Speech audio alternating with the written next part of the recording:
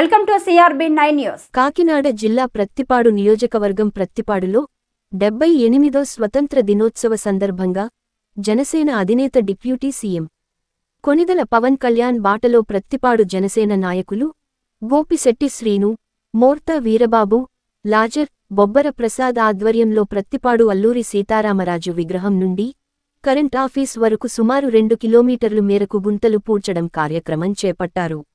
ఈ నేపథ్యంలో జనసేన నాయకులు మాట్లాడుతూ, గతంలో రోడ్డు గుంటలు వల్ల అనేక ప్రమాదాలు చోటు చేసుకున్నాయని, ప్రమాదాలు అరికట్టేందుకే జనసేన అధినేత డిప్యూటీ సీఎం పవన్ కళ్యాణ్ చేసే సేవా కార్యక్రమాలు స్ఫూర్తిగా తీసుకుని జనసైనికులు ముందుకు వెళ్తున్నారని, అదేవిధంగా ముందు ఇంకా మంచి కార్యక్రమాలు చేపడతామని జనసేన నాయకులు అన్నారు.